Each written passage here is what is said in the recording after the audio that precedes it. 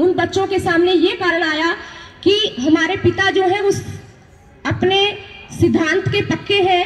उन्होंने जो कुछ उनको सिखाया था वो अपने पिता की बातों से टस से मस नहीं हुए।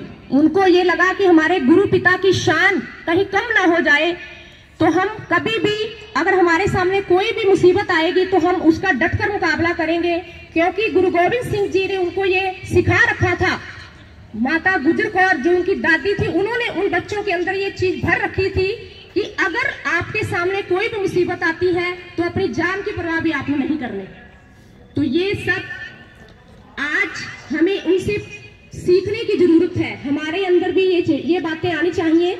हमारे माँ और दादियों को भी अपने बच्चों को सिखाना चाहिए कि अगर हमें कोई लालच दे या हमें कोई मतलब बुरे रास्ते भड़काए तो हमें उस पर नहीं चलना। हमें अपने बच्चों को अच्छा सिखाना है और हमेशा सच्चाई का साथ देने के लिए उनको बताना है। दूसरी बात ये कि बार बार एक बात आती है कि गुरु गोविंद सिंह जी धर्म के लिए लड़े। नहीं, वो धर्म के लिए नहीं, वो जुल्म और अन्याय के खिलाफ लड़े। जुल्म और अन्याय के खिलाफ लड़ना उनका पहला मकसद था। आम चीजों में ये लिखा आता है कि गुरु गोविंद सिंह जी के बेटे धर्म के लिए लड़े या वो धर्म के लिए लड़े। नहीं, ऐसा नहीं था।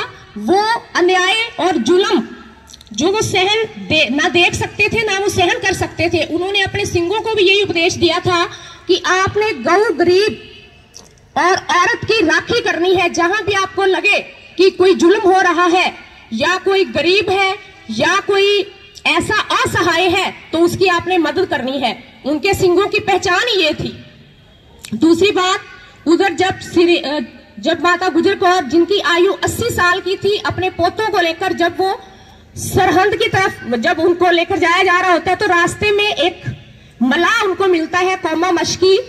वो जंगल में इतनी रात ऊपर से बारिश हो रही है और बारिश के बाद ये वाली सर्दी के दिन है, आपको लगता होगा जैसे हमें इतनी है, ऐसे उन बच्चों को भी ठंड लग रही थी। तो एक झोपड़ी में उस मलाह ने उनको अपनी पनाह दी और एक लक्ष्मी नाम की एक औरत थी जो कि गुरु घर की बड़ी प्यारी थी। वो लंगर शिखाया करती सबको। तो उसके घर से उनके लिए प्रसादा आया, उन साहिबजादों को शिखाया गया। उसके बाद अगले दिन जब वो चले तो रास्ते में उनको गंगू मिला। तो माताजी उनको देखकर बड़े खुश हुए कि ये तो उनका अपना ही रसोईया है, ये तो उन्हें गुरु गोविंद सिंह जी के पास पहुंचा ही देगा। लेकिन उनको ये नहीं पता था कि वो ही उन्हें धोखा दे जाएगा। वो उन्हें, मैं आपको शॉर्टकट में बता देती हूँ क्योंकि इतिहास इतना लंबी, आज हम पूरा दिन भी अगर इस पर लगे रहेंगे तो शायद ये कथा खत्म नहीं होगी। तो वो जो गंगू था वो इसकी सूचना सरहंद के नवाब को देता है और वो सरहंद का नवाब ये सोचता है कि चलो गुरु गोविंद सिंह जी अगर हमारे हाथ नहीं लगे तो उनके बेटे ही सही।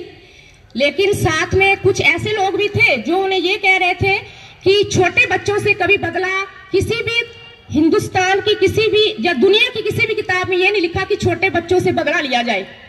तो एक बार तो वो जो नवाब थे उन्होंने ये सोचा कि चलो ठीक है, हम इनसे बदला नहीं लेंगे। लेकिन एक सुच्चानंद नाम का एक व्यक्ति था जिसने ये कहा कि सांप के बच्चे स्पोलिए होते हैं, इनको तो इनको कुचल देना चाहिए। तो उसी बात पर अड़कर जो सूबा सरहंद था उसने काजी को कहा कि इन बच्चों की कुछ सजा सुनाई जाए। उन बच्चों को लाया जाता कचहरी में। आपने देखा होगा, आपको दिखाएंगे भी 4 साहिबजादे फिल्म, और ताकि आपको भी कुछ पता चले।